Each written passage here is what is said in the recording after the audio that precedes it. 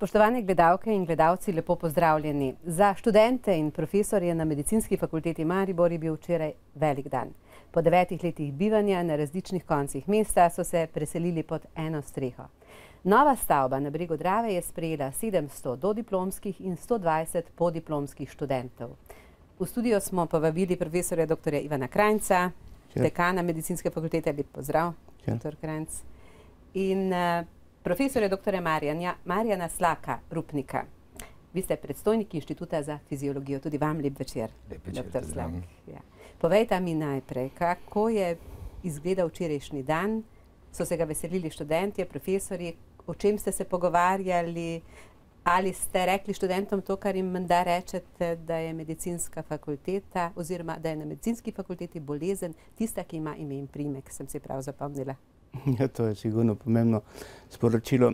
Kot ste pa pač povedali, po 9 letih brezdomstva je to prva generacija, ki je dejansko pričela pouk v teh čudovitih stavbi, v teh zelo dobrih pogojih za študij. Mislim, da so bili vsi od prvega do zadnjega zadovoljni in veseli. To smo vsaj razbrali iz njihovih informacij. Dejstvo je, da so se pač samo spoznavali z urniki, tudi z eno stavbo kot tako, ki jo bodo seveda v naslednjih 6 letih pa temeljito spoznali. Kako ste vi včerajšnji dan preživeli? Ker sam predavam v drugem letniku, torej študenti že poznajo fakulteto do neke mere, smo že ob 7:30, sicer svečano, ampak delovno začeli s predavanji fiziologije. Lepo je videti pač vse študente, jih srečevati na hodnikih in videti, da so zelo zadovoljni s tem, kar jih čaka v naših prostorih in so tudi zelo motivirani za delo z nami. Nocoj se bomo pogovarjali o medicinski fakulteti zdaj, danes, v prihodnosti. V preteklost se ne bomo preveč ozirali. O tem smo zelo, zelo veliko poročali. Pa vendar na začetku čisto na kratko, takole spomin. Najprej je bila dolga pot do premika v glavah. Prvi se je zgodil v 90 letih prejšnjega stoletja. Slovenija potrebuje še eno medicinsko fakulteto. Čeprav nas je le 2 milijona in bi to pomenilo celo višji standard, kot ga imajo drugod po Evropi. Tako so rekli nekateri, drugi so bili mnenja, da je že prepozno, ker bomo morali zaposlovati zdravnike od drugod. Potem pa se je vendarle začelo z veliko enotnostjo v mestu ob Dravi in, verjeli ali ne, tudi v Sloveniji. Potem je optimizem počasi plahnel, vrstile so se težave, razpisi, izbira izvajalcev in tako dalje. Ko se je začelo zares, je bila medicinska fakulteta dograjena v rekordnem času, manj kot 2 letih. Skoraj neverjetno, ker je Slovenijo takrat že pestila zloglasna kriza. Na dan univerze, 18. septembra, so jo svečano odprli. Poglejmo, kako je uro pred dogodkom stvari videla kolegica Ana Vučar.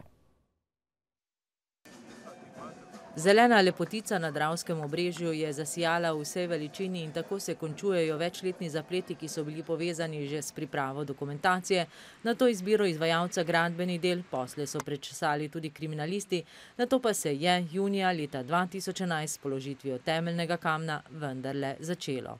Nič ni bilo lahko, kajti od vseh tistih, ki so želeli to stavbo graditi, je z ekonomskega stališča samo še aktivna firma Begrad. Vse ostale firme so praktično v stečaju ali pa v prisilni poravnavi. Lahko ni bilo niti prvi generaciji diplomantov vpisanih v leto 2004, ki je med šolanjem gostovala na različnih koncih, vendar pridobila veliko znanja. Teh 6 let, kar smo bili študenti, smo se samo navajali živeti tako, kot bomo živeli kot zdravniki. Se pravi, odgovorno, strokovno. Prav zaradi potreb po novih zdravnikih je zelo vzpodbudno, da v medicinski hram vstopa 700 bodočih slovenskih zdravnikov. Sicer pa se stavba ponaša z velikim simulacijskim centrom ter najsodobnejšo pedagoško in raziskovalno opremo, za katero so namenili okoli 5 milijonov evrov.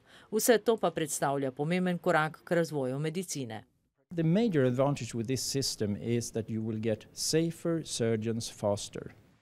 Tako kot močna volja in prizadevanja posameznikov niso zamrli ob prehojeni poti, od ideje do današnjega slovesnega dne, tako bodo rešili tudi odprto vprašanje za zaposlovanjem učiteljev zdravnikov, kot tudi širitev programa klinične farmacije in povečanje vpisa. Ja, tako je bilo pred dobrim mesecem dni. In tako je bilo seveda tudi ti 2 leti nazaj, ko so se vrstile vse težave. Danes so k sreči težave pod streho. Nastopajo pa morda katere druge. Pred začetkom dela medicinske fakultete, dr. Krajnc, je bilo rečeno, da bo pravzaprav težava s profesorji. Vi ste bili tisti, ki ste bili zadolženi za iskanje profesorjev. Nekaj je bilo tudi spotikanj z medicinske fakultete v Ljubljani, kaj ne? In čeprav ste pričakovali kader, od tam ga ni bilo. Kako je danes s kadrom? Odkot prihajajo profesorji? Se vozijo? So vsi iz Maribora? Kako je s tem? Jaz bi še samo dodal stavek ali dva. Pri sami gradnji pomembno je poudariti, da se je ta gradnja končala brez enega aneksa, torej niti €1 nismo prekoračili investicijski plan, kar je morda zgled v Sloveniji, da je to tudi možno. Glede na informacije, kot jih imamo, praktično so takšne prakse skorajda nerealne. Ampak mi smo to speljali. Kar se pa tiče naših učiteljev, mi danes imamo praktično razen onkologije kompletno svoj kader. Se pravi, ljudi, ki poučujejo na nekaterih fakultetah Univerze v Mariboru ali pa v bolnišnici. Onkologija se sedaj izgrajuje in sem prepričan, da v nekje 3-4 letih bomo tudi pri tem predmetu imeli svoje strokovnjake, habilitirane učitelje, tako da ni bojazni, da bi mi bili odvisni od koga drugega. Moram reči, da vlak teče v obe smeri. Nekaj seveda učiteljev imamo iz Ljubljane, istočasno pa tudi nekateri naši učitelji učijo na drugi medicinski fakulteti in je tako tudi prav. Gre za v bistvu izmenjavo učiteljev. Jaz si samo želim še več mednarodne izmenjave, se pravi, za tistimi fakultetami imamo jih sedaj že več kot 40 pogodb v Evropski uniji, s katerimi imamo te možnosti.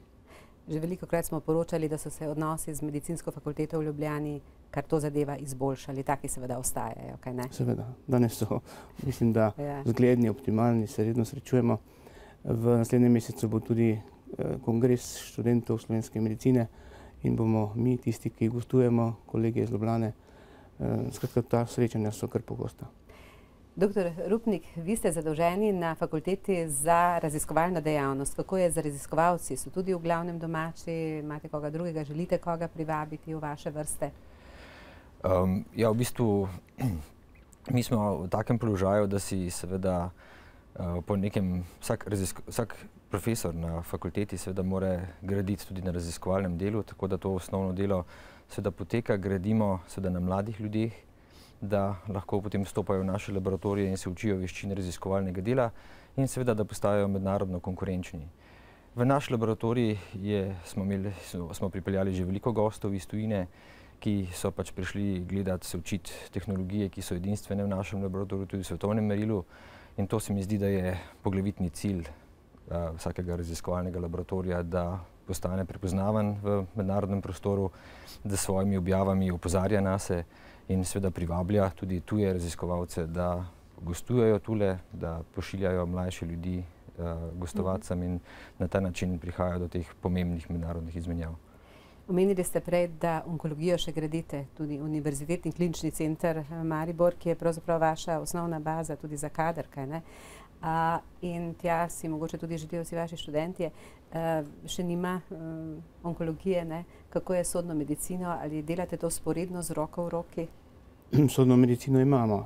V bistvu s tem, ko smo preselili nekatere funkcije iz Inštituta za anatomijo, je tam pridobila prostore sodna medicina v večjem obsegu kot do sedaj, tako da bomo v naslednjem obdobju tudi izvajali sodno-medicinske obdukcije, ker pač jih morajo izvajati po zakonu špitalisti sodne medicine. Danes je pravzaprav v vaših prostorih še marsikaj tako diši po novem, bi rekla. Ko sem si danes dopoldne, sem imela čas, da ste mi nekoliko razkazali vso stavbo, veliko še bo treba postoriti. Nekaj opreme, dragocene opreme, o kateri bomo še kako rekli, je seveda še zapakirane in to se zdaj dogaja pospešeno v fakulteti. Kako? Ja, dajte, v pedagoškem delu, ki je pravzaprav večji del te fakultete, obsega okoli 7000 kvadratnih metrov. Tam že imamo praktično vse stvari v funkciji. Omenili ste dobro opremljen simulacijski center, to je dejansko res dobro opremljen. V tem delu Evrope sigurno najbolj. Morda je primerljiv z nami samo še recimo najbližji recimo na Dunaju, Münchnu. Seveda tudi ta telemedicinska tehnologija je že v funkciji, tako da so možni prenosi in kontakti torej v posamezne klinike, tudi v operacijske dvorane in recimo tudi prenosi recimo kakšnega bolnika za sekundarno mnenje. Potem so v funkciji že tako elektronske anatomske table in tako dalje. Malo vas bom prekinila, ker pravkar gledamo ta simulacijski center, ne? Ja. In je prav, da mogoče malo preskočiva, se prilagodimo sliki, ki jo vidimo. Simulacijski center je zakaj zanimiv, dr. Rupnik, zakaj tako zelo drugačen in nov?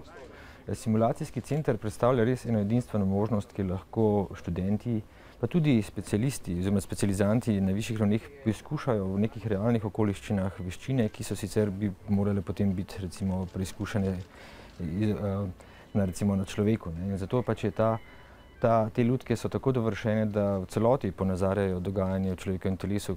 Ta recimo pacient vam lahko tudi umre, ne, če ste napačno ravnate. Zato je pomembno, da so študentje soočeni, tako kot si piloti trenirajo v simulacijskem centru, tako tudi se mi zdi, da je pomembno, da se te ročne veščine predvsem trenirajo tudi v medicinskem. Se pravi, te lutke imajo zdravstvene težave, pravzaprav tudi govorijo, kaj ne? Ste mi povedali celo to? Tudi govorijo, lahko simuliramo tudi komunikacijo. In tehnološki dejansko. Prav ta center je mnogo bolje opremljen kot zdaj recimo seveda na ljubljanski fakulteti, ne?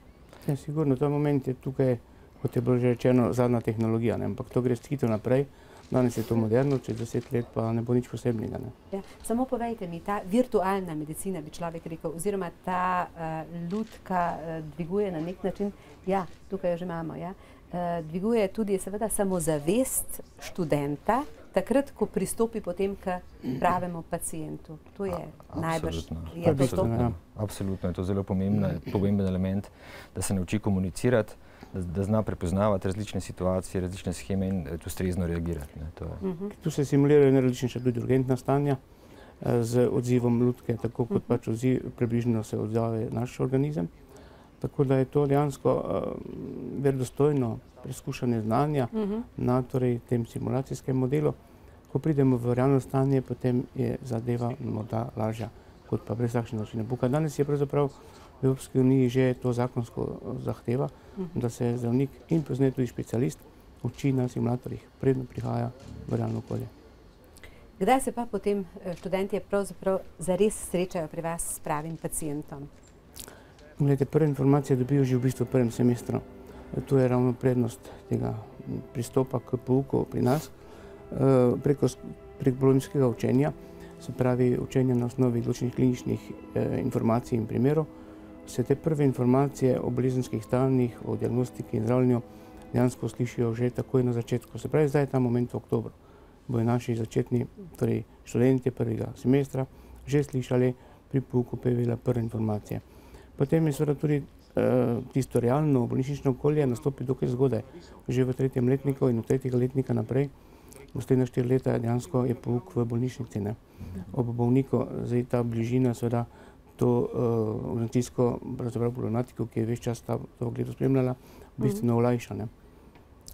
Torej, skratka, zgoden pristop k bolniku in zgodna informacija o medicini kot taki, to je morda ravno posebnost našega kurikuluma vis-a-vis ali pa nasproti recimo nekih klasičnih načina pouka, ker je pa predklinika in dostop k bolniku šele v 4. letniku, se pravi po 3 letih. Zanima me, kako se pravzaprav mladi odzivajo na obe medicinski fakulteti v Sloveniji. Odkot prihajajo na vašo medicinsko fakulteto, kaj jih privlači, če jih, ker mislim, da prihajajo iz drugih delov Slovenije tudi, ne zgolj iz severovzhodnega. Takšno vprašanje sem jaz pričakoval ob otvoritvi, zato sem se pripravil. Statistično, torej poprečno je takole, okoli 45% je dejansko iz Podravja, potem pa iz Prekmurja, medtem ko ostalih 50% pa iz drugih regij, tudi Primorske, Dolenjske, Gorenjske. Tako da vidite, razpršenost študentov je kar po celi Sloveniji in tako je tudi prav. Nenazadnje tudi iz same Ljubljane imamo kar nekaj in nekaj naših je seveda na študiju potem v Ljubljani. Mislim, da za takšno manjšo populacijo, kot je Slovenija, je takšna primerjava oziroma kompeticija med dvema šolama idealna možnost, da ena kot druga pač poskuša izboljšati nabor študentov in seveda kvaliteto pouka. Vprašali ste, kakšni študentje. Jaz mislim, da na obe fakulteti, tako ljubljansko, se vpisujejo, torej večina zlatih maturantov in jih imajo največ, tako imamo tudi v Mariboru znotraj Mariborske univerze sigurno največ torej vpisanih zlatih maturantov. Torej najboljši študenti, kar se tiče uspeha na maturi. Ne. Je to res tudi najbolje? Jaz bom zdaj nekoliko kritična. Zlati maturanti so čudoviti, veliko znajo, hkrati pa morda, ali imajo vedno res tisti najboljši občutek za pacienta? Dobivamo najboljše zdravnike skozi zlate maturante? To sem že večkrat povedal, da ne. Ampak takšen kriterij imamo in takšen kriterij je glede na spet velikost populacije, teh 2 milijonov, verjetno trenutno edini objektivni. Ne. Mi smo že nekajkrat predlagali tudi, da bi uvedli sprejemne izpite, da bi torej naše kandidate tudi predhodno povprašali o njihovi zgodovini, jih tudi morda torej psihološko testirali. Seveda je potrebno, da si torej uspešen študent, potrebno pa je seveda tudi imeti afiniteto do tega pouka oziroma do tega poklica. Že a priori, verjetno pa pri 18-19 letih starosti pa morda vsak ne ve, kaj dejansko mu bo ta poklic nudil, prenesel in se morda nekateri tudi nepravilno odločajo. Ste želeli kaj dodati, dr. Rupnik? Se mi zdi, da je medicina en tak tovrsten študij, recimo, da res je težko pri recimo takoj po srednji šoli vedeti, ne, kaj človek želi početi v življenju. Meni se osebno zdi zelo privlačen koncept, ki je v Severni Ameriki prisoten, kjer pač študiramo medicino podiplomsko. To pomeni, da naredimo neko fakulteto, osnovno, znanstveno in tako naprej, potem pa gremo na medicino. Ne, in potem je medicina seveda ekvivalentna tudi doktoratu znanosti. V tem primeru prihajajo tja zelo ljudje z jasno določenimi cilji v življenju, ne pa pač nekdo, ki pač mogoče želijo samo nadaljevati družinsko tradicijo ali pa so bili slučajno uspešni na maturi. Ne. Medicinska fakulteta mora graditi svoje renome, vaša je seveda izjemno, izredno mlada, ampak vendarle, če bo poznana, če bo dobra, če bodo iz nje prihajali dobri zdravniki, bo zanjo zanimanje tudi v tujini. Zanima me, že imate kakšne odmeve, prihajajo kakšni študenti od drugod. Jaz bi rekla, da to mora biti tudi vaš cilj. Kaj delate na tem področju? Da mi kar oba odgovorite. Lahko, ja. Torej te podatki, ki jih zdaj navajam, so razmeroma novi. Glede na prihod študentov, incoming študentov, v zadnjih letih jih je bilo pri nas iz različnih držav skupaj 49. Večinoma so to iz Portugalske, iz Španije, iz Madžarske, nekaj tudi iz Nemčije, Avstrije. Potem pa v teh letih je bilo naših študentov v tujini, v teh naših centrih, ker imamo pogodbe v trajanju od 1 do 2 semestrov, se pravi tudi lahko celo študijsko leto, 131 študentov. Tukaj pa je večinska želja bila Nemčija, Avstrija, tudi Madžarska, Češka, potem tudi Portugalska in mislim, da 1 ali 2 Finska. Tako da torej naši študentje, kar se tiče odhodov v tujino in kar se tiče izkoriščanja te možnosti, ki dejansko je preko programa Erasmus, mislim, da so kar aktivni in to aktivnosti seveda mi pozdravljamo in podpiramo, kolikor se le da. Dobili so vaši študentje certifikat odličnosti v Pragi. Na kratko, za kakšen certifikat je šlo? To tudi. Tudi. Vprašanje je vse za doktorja Hansen. Ta certifikat odličnosti je v bistvu en segment evaluacije dela fakultete, ki ga je fakulteta pridobila v okviru Evropskega združenja za medicinski pouk na konferenci v Pragi avgusta letos. Potem, ko smo pol leta prej kandidirali z dokaznimi materiali, kaj vse študenti pač počenjajo na fakulteti in vsi njihovi prispevki so bili analizirani, seveda tudi z dokazi argumentirani. Tako da vidite, da marsikdo od tistih delegatov verjetno tudi na zemljevidu ne zna poiskati Maribora in smo se takrat dejansko visoko promovirali v evropski medicinski prostor s tem uspehom, ki pa ima svoj rok trajanja, to je 5 let. Pomeni, da moramo nadaljevati z temi aktivnostmi, če hočemo seveda ta status ohraniti. Je zanimiv tudi vaš tutorski sistem, ne? Tudi to ste nekako uvedli. Tutorski sistem je edinstven na naši fakulteti, v bistvu gre za študentski tutorski sistem, ki je primerljiv s sistemom, ki ga imajo recimo na Univerzi v Oxfordu ali pa v Cambridgeu v Veliki Britaniji, kjer seveda starejše generacije študentov preko zelo dobro organiziranih programov spodbujajo, usmerjajo mlajše kolege s tem seveda tudi poglabljajo in dopolnjujejo svoje znanje, do tistih vsebin, ki so najbolj relevantne, že iz lastnih izkušenj lahko povejo, kaj potem recimo iz fiziologije potrebujejo na interni medicini.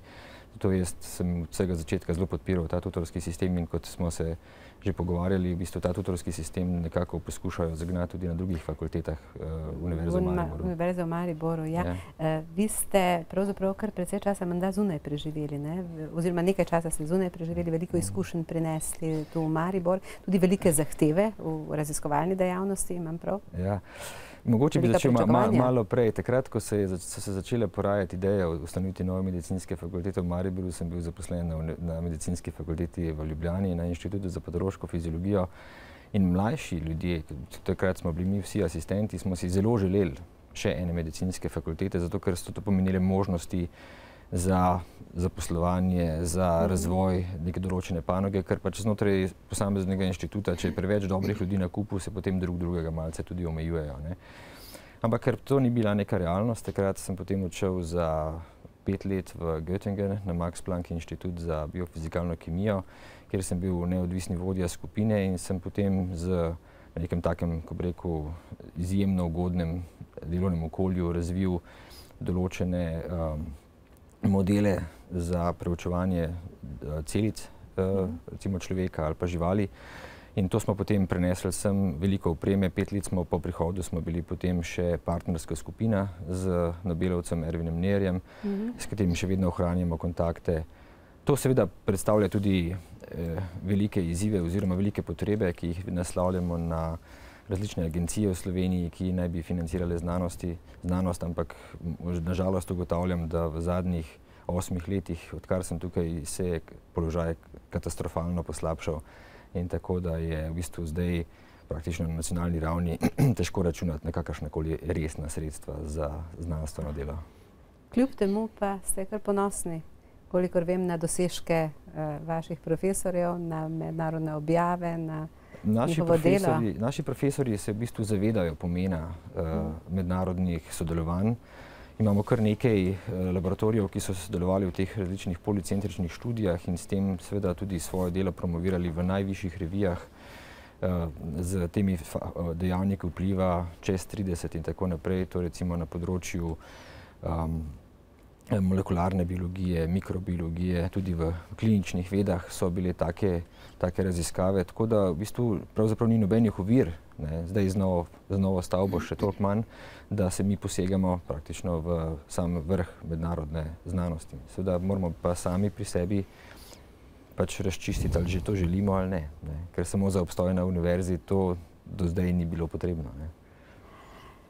S finančnimi stvarmi so velike težave, dr. Krajncova, seveda moramo vprašati. Vedno manj denarja se namenja visokemu šolstvu.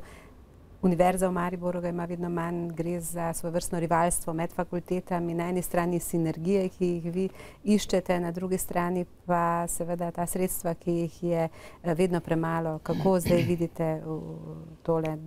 Dosti na kratko poskušajte povedati. Jaz bi začel morda spet z nadaljevanjem, ker se tiče raziskovalnega dela, pa se bom potem navezal na to vprašanje. Gotovo, da je pravzaprav sploh fakultete brez raziskovalnega dela praktično ni. No in zdaj naša sreča je, da v naslednjem mandatnem obdobju bo Evropska unija razpisala Horizont 2020 in bo tukaj ena izmed vodilnih tem varno staranje. V tem se pa praktično najdemo z številnimi fakultetami na skupnem imenovalcu. Tako da ti naši laboratoriji bodo odlična baza za raziskovanje in tukaj že pripravljamo številne projekte skupaj z številnimi drugimi fakultetami Univerze v Mariboru. Glede, medicina kot stroka je pač vezana na bazične stroke, kot so fizika, kemija, biologija. Brez teh strok sploh ne moremo govoriti o znanstveni medicini, torej o medicini, ki temelji na dokazih.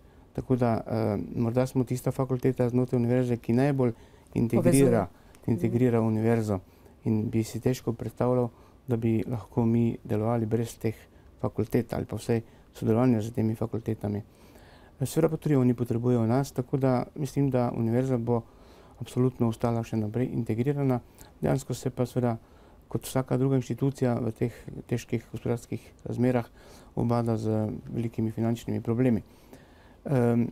Ampak tudi tukaj je treba biti optimist. Jaz mislim, da ni dovolj samo čakati, ali bo država kaj dala, je treba pač najti tudi denar, samo torej, treba ga je poiskati. In v medicini na našo srečo je možno seveda tržiti različne segmente našega delovanja. Nenazadnje imamo že zdaj številne ponudbe za vpis tujih študentov, recimo iz Saudske Arabije, iz Nemčije, tudi iz Rusije. Je to povsem dovoljeno, regularno? Tukaj je sedaj seveda pravnikov, da te dileme razčistijo. Mislim pa, da zakaj pa ne. Vse takšna praksa je v drugih državah, recimo sosednji Madžarski, sosednji Hrvaški, Avstriji in tako naprej.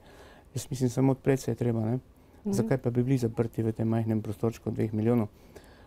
Potem so tukaj izzivi na raziskovalnem področju. Vsa ta oprema bo omogočila sigurno ob ustreznem sodelovanju pridobiti kakšen evropski projekt. Tukaj pa govorimo seveda spet o velikih številkah.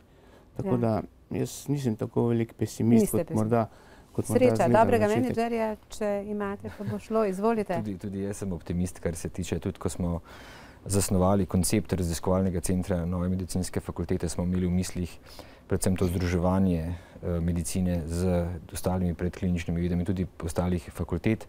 Mi smo kar nekaj laboratorijev namenili skupni rabi v obliki nekih osrednjih laboratorijev za take osrednje, ko bi rekel, panoge oziroma dele znanosti. To imamo srednji laboratorij za molekularno biologijo, mikroskopijo, imamo srednji laboratorij za celične kulture, za laboratorijske živalske modele in tako naprej.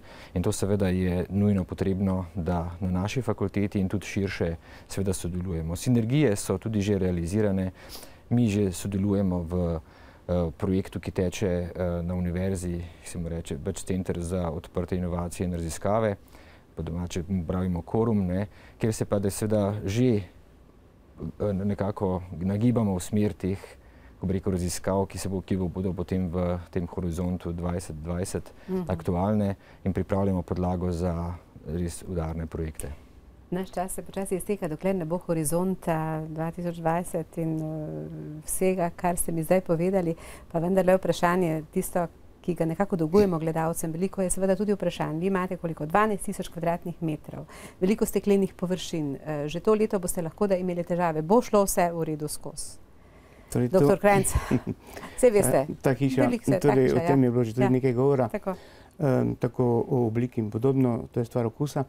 Kar se pa tiče tehnologije, gre za, mislim, da tako imenovano pametno hišo, ki jo je možno dobesedno računalniško krmiliti. Kurjava in podobne stvari so preko toplotne črpalke, tako da so tukaj v bistvu stroški minimalni. Mislim, da v naslednjem letu dobimo na našo streho tudi fotovoltaiko, se pravi, bomo nekaj prihranili tudi pri električni energiji. Tako da jaz upam, da se bo dalo preživeti, zakaj pa ne. Jaz pa je, da vsaka novost seveda nekaj stane, ampak kot že rečeno, treba je biti optimist, ne pa že naprej vreči puško v koruzo. Nikakor ne. Še hitro mi povejte, na Taborski so tam tiste grde hiše, koliko, 2, 4, kaj? 4, ja. To se začne podirati v roku 10 dni. Samo gradbeno dovoljenje še mora biti veljavno. Čakamo na tiste predpisane roke. V kakšnem tednu, mislim, naslednji teden bo ta deadline, ko začnemo. Deadline, tako da bo zelena lepotica na Dravi še lepša. Še lepša, ja. Še lepša. Ja, takole imate napisano, kakor seješ, tako boš žel. Ja, koliko dajemo, toliko dobimo. To so univerzalni pregovori. Želim, da bi veliko dali, zato da bomo mi vsi veliko dobili. Hvala lepa, da ste bila nocoj moja gosta. Hvala lepa. Hvala vam. Cenjene gledalke in gledalci, vam pa hvala za pozornost in lahko noč.